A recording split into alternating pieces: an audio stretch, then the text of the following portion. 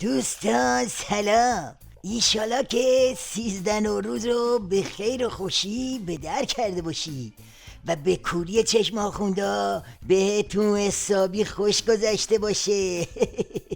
آقا ببینید کار نظام ولایت به کجا کشیده که موشکافم از میزان خرابی وضعیت حزما حیرت کرده. حالا چرا؟ الان عرض میکنم. اگه یادتون باشه رفسنجانی چند روز پیش گفته بود دوره موشک گذشته و زمان گفتمان و مذاکره است. حالا بشنوید جواب خامنه رو. اینی که بعضیا بیان بگن آقا فردای دنیا فردای مذاکره است، فردای موشک نیست، این حرف اگه از روی ناآگاهی گفته باشه خب ناآگاهی است. اگه از روی ناآگاهی گفته شده باشه خب ناآگاهی است. از روی آگاهی اگه گفته شده باشه خیانته.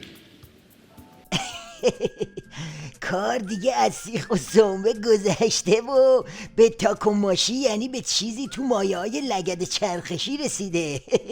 بله، خامنه برخلاف حرفای اول عیدش که حتی نمیذاشت پاسدارا و بسیجیاش بر علیه روحانی 2 شعار بدن و دق و دل خالی کنن، این دفعه مثل اله کلنگ از اون ور افتاد و زد به تیپ و تاپ باند مقابل. بعدم گفت کی گفته موشک بده؟ خب راست میگه دیگه. آخه بند ناف نظامش به نمایش همین موشک ها و بسته‌های انفجاری و تروریسم بنده دیگه. سپاه پیشرفت‌های موشکی خودش رو نشان میده، مایه افتخار و مباهات نه فقط ایرانی ها، ملت های آزادی خواه دوربر ما. وقتی که این موشک‌های شما، موشک‌های سپاه، وقتی که با این دقت، با این زیبایی وقتی که آزمایش میشه، خیلی از ملت ها هستن که دلشون از آمریکا و از رژیم صهیونیستی خونه، اینا خوشحال میشن. عرض کنم خدمت شما، بدبختی عظما اینه که خودشم داره سرگیجه میگیره. ته دلش دوست داره تیغ زنگ زدهشو بکشه بزنه حاجی خاطره رو از وسط 2 کنه.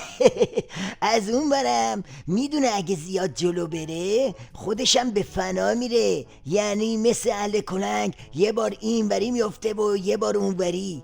اول یه دونه بهش میزنه، بعد دوباره میگه البته من با مذاکره هم مخالف نیستم. اینجور وانمود نکنن که کنهو ما اصلا با گفتگو کردن و با اینا مخالفیم. نه خیر، ما هم بیشتر از اینا موافقیم، هم در یه جاهای بیشتر از اینا بلدیم این کارا رو. میدونیم هم که چجوری باید عمل کرد. دشمن از گفتگوی سیاسی هم استفاده میکنه، باید مراقب بود. عین داستان زرخوریه که عظما ورد زبونش شده بود، یه دل میگه بخور بخور، یه دل میگه نخور نخور. حالا هم جلوی رفسنجانی دچار همین مرض شده، یعنی مونده با اینایی که تو نظامش دم در آوردن چیکار کنه. واسه همینه که یکی به نل میزنه یکی به میخ. البته از سر بدبختی، چون خودشم نمیدونه به کدوم بزنه. حالا بشنوید یه فقره جا خالی دادن رفسنجانی رو جلو حرفای عظما.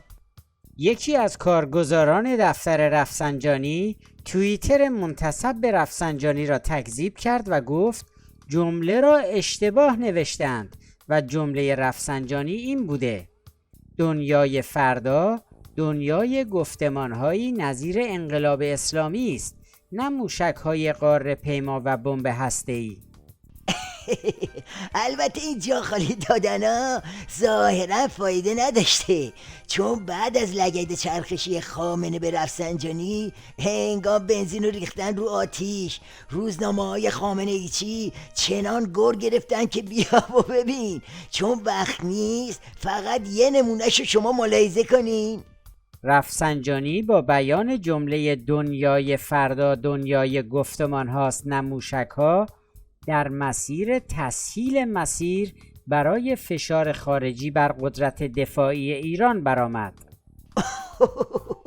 فکر کنم عظمای بدبخت آخرش از این قصه این وضعیت قراشمیش تو نظامش دق کنه. بگو الهی آمین. چون خوب میدونه وقتی نظام اینطوری داره جر میخوره این آخر خطه، یعنی روز کله پا شدن آخوندان نزدیکه، یعنی دنیا واسه ما به کامه، کار نظام تمامه. خدا نگهدار همتون، شب بخیر.